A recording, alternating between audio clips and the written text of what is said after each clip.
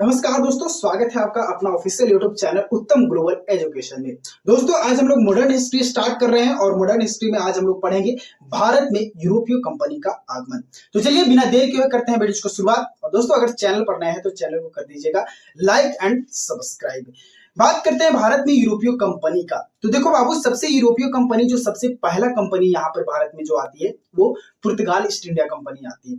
उसके बाद में जो है डच ईस्ट इंडिया कंपनी आता है, फिर उसके बाद में जो है ब्रिटिश ईस्ट इंडिया कंपनी आता है और उसके बाद में Danish east India company and last जो है फ्रांसीसी ईस्ट इंडिया कंपनी जो है वो भारत में आती है।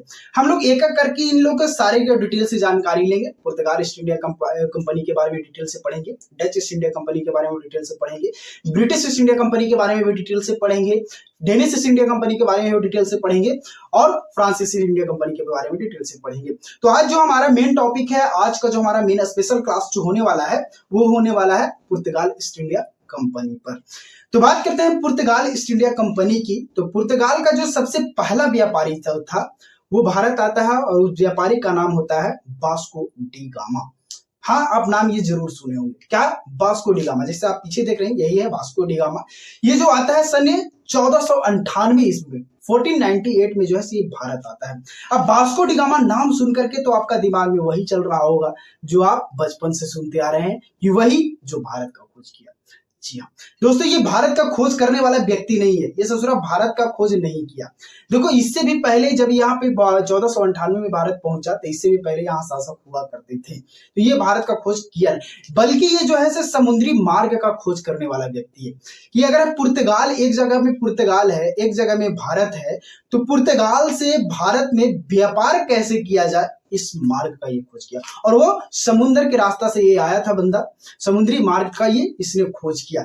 जब ये पुर्तगाल से चला था व्यापार करने के लिए कि हमें व्यापार करना है, तो पुर्तगाल से जब ये चला तो इसको समुद्र में जो है एक व्यक्ति से मुलाकात होता है और वो गुजराती व्यापारी रहता है और उसका नाम रहता है क्या? वो जो व्यापारी रहता है, देखो भारत का व्यापारी जो वो व्यापारी कहाँ साउथ अफ्रीका पहुंचा हुआ रहता है, गुजराती। ऐसी नहीं, आज गुजरात जो है इतना डेवलप जो है इसी कारण से नहीं, उस टाइम गुजराती व्यापारी जो था साउथ अफ्रीका में जाकर के व्यापार कर रहा था। कौन?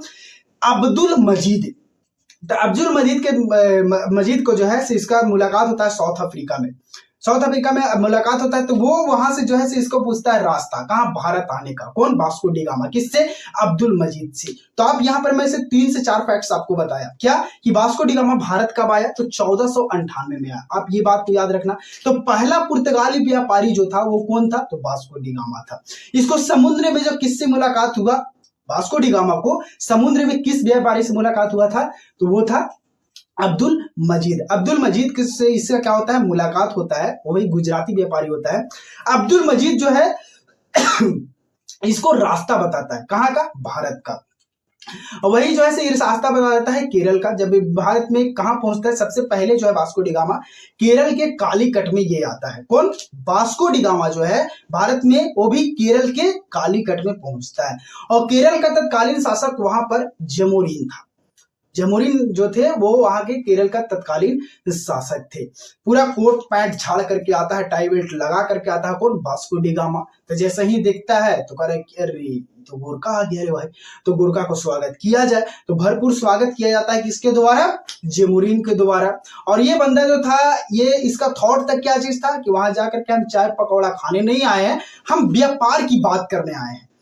पुर्तगाल वास्को डी गामा जो था क्या कर रहा है कि हम व्यापार के बात करना है। जमजोरन साहब आपके सामने यहाँ पे खाने के लिए नहीं आए। जमोरिन से कहा, मन में सोच रहा होगा, तो बात करता है कि व्यापार का, हमको ज्यादा खिलाओ पिलाओ मत, हमको व्यापार की बात करो। तो वो व्यापार की बात करा और मुझसे पूछा कि हम यहाँ से व्यापार करना चाहते हैं, हमको व्यापार करने का क्या अनुमति है? तो बोला कि पहले बैठिए ना वास्को डी गामा साहब, उसके बाद में व्यापार का बात करते हैं ना। तो बैठाया, उसको स्वागत किया, उसको घुमाया फिराया, दिखाया, अपना इलाका दिखाया और लास्ट में फिर कम टू द पॉइंट वो मुद्दे पर आया और बात किया क्या? इसका व्यापार का। तो व्यापार करने का अनुमति तो वास्को डी गामा को जमोरिन के द्वारा दे दिया जाता है। अब इसको अनुमति दिया जाता है किसको? वास्को डी गामा को। किसके द्वारा? जमोरिन के द्वारा। तो इससे जो है अरब के जो व्यापारी थे वो नाराज होते हैं। अब नाराज क्यों होते हैं भाई? देखो पुर्तगाल जो था वो डायरेक्ट जो था पहले भारत से व्यापार नहीं कर रहा था, वो अरब के व्यापारियों से सामान खरीद रहा था। कहां? तो वो पुर्तगाल जा रहा था। लेकिन अब वास्को डी गामा जब भारत पहुंचा, वास्को डी गामा जब भारत पहुंचा तो इसको जो अब डायरेक्ट जो व्यापार होगा कहां से होगा, पुर्तगाल से लेकर डायरेक्ट कहां व्यापार होगा, सीधे होगा भारत के बीच में व्यापार, बीच में कोई बिचौलिया नहीं होगा। तो इससे अरब के व्यापारी नाराज हुए, लेकिन अरब के व्यापारी जो विरोध किया उसको ये दरकिनार किया, चलो छोड़ो हटाओ यार उन लोगों बात को, इसको व्यापार करने का अनुमति दे दिया किसको, वास्को डी गामा को। अब ये ससुरा क्या करता है, आता था तो बोलते दो बड़ा कर लेके दो बड़ा भरो रे, जबूरी ने बोला कि दो बड़ा भर रहे और इसको भेज किसको, वास्को डी गामा। तो बोलता ना ना ना ना, दो बोला से काम नहीं चली। वहीं पर जो है से वास्को डी गामा क्या करता है, एक नाव खरीदता है, पूरा नाव में भर करके जो है से वहां से काली मिर्च लेकर के जाता है और ये ससुरा अपना देश में लेकर के जाता है पुर्तगाल में, और 60 गुना अधिक लाभ कमाता है। क्या 60 गुना अधिक लाभ कमाता है ये व्यापार करके।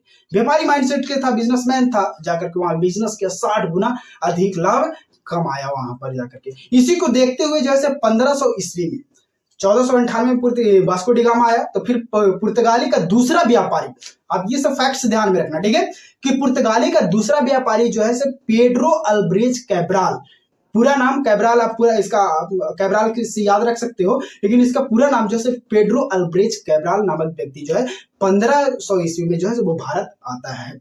क्या ये भी व्यापार माइंडसेट से, बिजनेस माइंडसेट से था, ये भी व्यापार करने से ही के रूप से ही यहाँ पे आता है। और फिर जो 1502 ईस्वी में जो है से वास्को डी गामा भारत जो है से पुनः आता है, वो भी व्यापार का। 1524 में शायद इसका मृत्यु भी हो जाता है, देहांत भी हो जाता है, कहां, भारत में ही ये मर जाता है। कौन, वास्को डी गामा। उसी से अगर आगे देखें, आगे अगर पढ़े तो 1503 ईस्वी में जो है जो पुर्तगालियों का पहला व्यापारिक भारत में जो खोला जाता है वो कोचीन में खोला जाता है। 1503 ईस्वी में जो है पुर्तगाली का पहला व्यापारिक केंद्र कोचीन में खोला जाता है, और 1505 ईस्वी में जो है वो दूसरा व्यापारिक केंद्र जो है वो कन्नौज में खोला जाता है। ये दोनों वर्तमान में कहां थे, केरल में, केरल में ही जो है ये दोनों थे। अब 1505 ईस्वी में जो है से पुर्तगाल का वायसराय, जिसको गवर्नर जनरल हम कह सकते हैं, वो गवर्नर जनरल ही कहा जाता है, तो फ्रांसिसी डी अल्मेडा को बना करके भारत भेजा गया। अभी ससुरा को भारत भेजा गया था क्या चीज करने के लिए, कि वहां पर ये पुर्तगालियों को मतलब कि अपना वहां पे बिजनेस को बढ़ाए, वहां पर पुर्तगालियों का वर्चस्व को निखारे, आगे बढ़ाए। तो ये जो है ये फ्रांसिसी डी अल्मेडा जो है ये पहला गवर्नर जनरल बन करके आया, यहाँ पर जो है से भारत में आता है, और ये आते के साथ में किला दुर्ग फैक्ट्री का निर्माण करता है। कौन, फ्रांसिसी डी अल्मेडा जो है पहला गवर्नर जनरल, पुर्तगाली गवर्नर जनरल बन करके भारत आता है, और ये आते के साथ में जो है से क्या करता है, किला दुर्ग और फैक्ट्री का निर्माण करता है। बात यहाँ पे किला दुर्ग फैक्ट्री का आ रहा है, तो किला दुर्ग फैक्ट्री का ये निर्माण क्यों किया, आखिर इसका थॉट क्या था, इसका सोच क्या था, किस सोच से यह आखिर किला दुर्ग का निर्माण किया। तो ये जो भी व्यापार करता था, जैसे मैं भारत पहुंचा तो जो भी ये व्यापार किया, तो उस व्यापारी जो सामान खरीदा, माल जो खरीदा, उसको स्टॉक वहां पे करता था। तो यह एक रूप से क्या था, भंडार गृह था, भंडार गृह था। और यही जो है फ्रांसिसी डी अल्मेडा के द्वारा जो है, शॉर्ट में आप अल्मेडा भी कर सकते हो, इसके द्वारा ब्लू वाटर पॉलिसी की नीति चलाई गई। ब्लू वाटर पॉलिसी की, यानी कहने का मतलब कि नीली पानी का नीति, इसको आप कह सकते, इसको कहा जाता है शांतिपूर्वक व्यापार करने का नीति। ये ससुरा कहता था कि देखो बाबू, हम ओल झोल नहीं चाहते हैं, हम शांतिपूर्वक व्यापार करना चाहते हैं, इसीलिए यह एक पॉलिसी लेकर के आया था जिसका नाम दिया क्या, ब्लू वाटर पॉलिसी, नीली पानी का नीति या शांतिपूर्वक व्यापार करने का नीति। वहीं पर भी आगे चल करके जो है 1508 ईस्वी में जो है वो चौल का युद्ध होता है।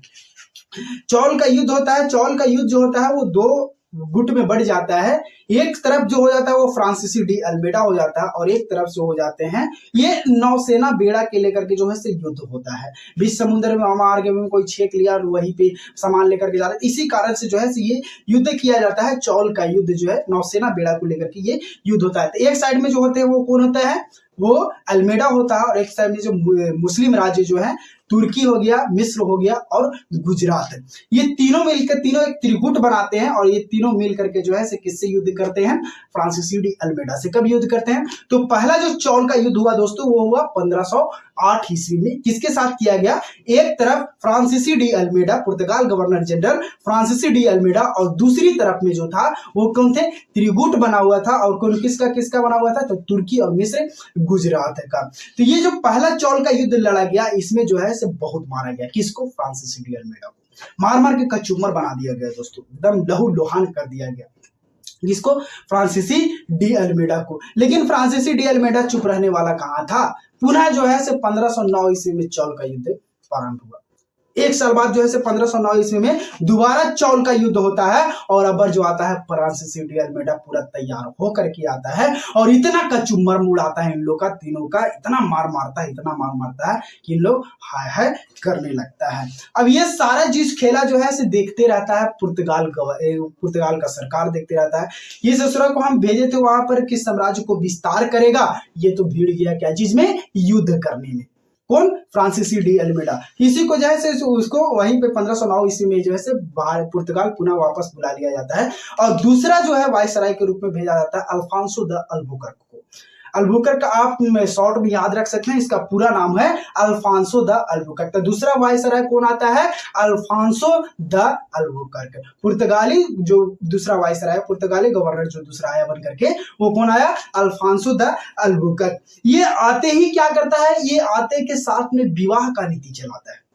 विवाह का नीति कि यहाँ पर पुर्तगाली जो है विवाह करेगा, शादी करेगा।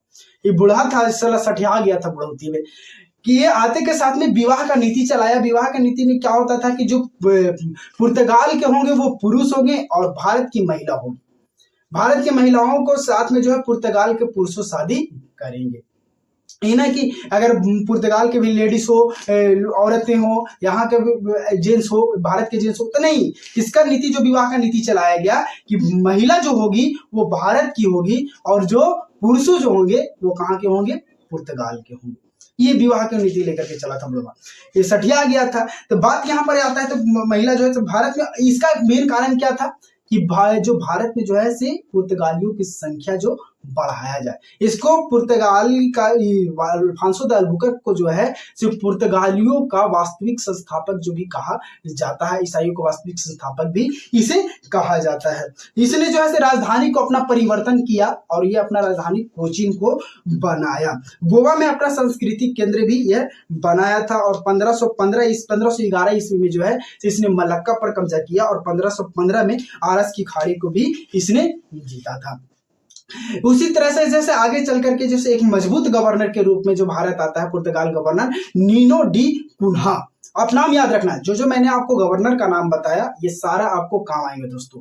तो आप यही जो नीनो डी कुन्हा जैसे एक मजबूत गवर्नर के रूप में जो है से भारत में आता है। ये आते के साथ में जो है से इसका जो है दो क्षेत्र पर ये कब्जा कर लेता है, एक द्वीप पर और एक बेसिन पर, दोनों क्षेत्र पे ये कब्जा करता है। और बात करते हैं गुजरात के शासक बहादुर शाह के साथ में जो है ये युद्ध करता है। कौन, गुजरात के शासक बहादुर शाह के साथ में जो है युद्ध करता है और बहादुर शाह का जो है समुद्र में डूबने से कारण से जो है वो क्या हो जाता है, मृत्यु हो जाता है। और इसने चटगांव बंदरगाह को महान बंदरगाह भी कहा जाता है, किसके द्वारा, पुर्तगालियों के द्वारा। चटगांव बंदरगाह को जो है महान बंदरगाह का भी दर्जा दिया गया है। आप ये फैक्ट्स याद रखना, आप नोट करके हो सके तो कहीं पे लिख लेना कि चटगांव जो बंदरगाह था उस बंदरगाह को पुर्तगालियों के द्वारा महान बंदरगाह कहा जाता है। पुर्तगालियों द्वारा जो है एक नीति लेकर के आया गया था, उसको बोला गया कार्टेज अरमेडा काफिला नीति। कार्टेज अरमेडा काफिला नीति क्या था, इसका जो मुख्य उद्देश्य जो था कि अगर कोई व्यापारी व्यापार कर रहा हो, अरब सागर का व्यापारी हो या हिंद महासागर का व्यापारी हो, जो व्यापार कर रहे हैं उनको क्या परमिट लेना पड़ता था। ये परमिट क्या होता था भाई, बात यह आता है जो कार्टेज अरमेडा काफिला जो नीति चलाएगा इसको बोला गया लूटपाट की नीति, पुर्तगाली को द्वारा लाया गया था। लूटपाट की नीति ये जो था से परमिट लेना पड़ता था और ये परमिट क्या होता था, परमिट वो होता था कि अन्य व्यापारियों को यहाँ के व्यापार करने के लिए परमिट तो लेना पड़ता था। परमिट लेने का मकसद था इन लोगों का कि अगर आप यहां से व्यापार करेंगे तो पुर्तगालियों को आपको टैक्स देना होगा। अगर आप व्यापार करेंगे तो पुर्तगालियों को टैक्स देना पड़ेगा। अगर व्यापार नहीं कर टैक्स नहीं देंगे तो आपका जो है जहाज को जला दिया जाएगा, आपको जहाज को निलंबित कर दिया जाएगा। यानी कि वगैरह वगैरह इन लोग सारा मतलब कि कहना नहीं था, अपने आप को पूरा शेर समझ रहा था, तिस्मार खान समझ रहा था। कौन, पुर्तगाली लोग। और अगर जो परमिट ले भी लेता है उसको काली मिर्च और गोला बारूद का व्यापार करने का अनुमति नहीं था। ये कार्टेज अरमेडा काफिला नीति में, लूटपाट की नीति में ये सारे जो है प्रावधान उन लोगों ने रखा था। और पुर्तगाली और ब्रिटिश के बीच में जो है से युद्ध लड़े जाते हैं। वो युद्ध कब लड़ा जाता है? तो सवाली का युद्ध होता है 1611 ईस्वी में। वो हम लोग नेक्स्ट वीडियोस पे देखेंगे। सारी जानकारी आपके एग्जाम के पॉइंट ऑफ व्यू से बहुत ही मोस्ट इंपोर्टेंट होने वाले हैं दोस्तों। तो वीडियोस को अगर आपको पसंद आया हो तो वीडियोस को शेयर करें, लाइक करें, सब्सक्राइब करें और फिर मिलते हैं नेक्स्ट वीडियोस में और सवाली युद्ध के साथ में। तब तक के लिए जय हिंद, जय भारत।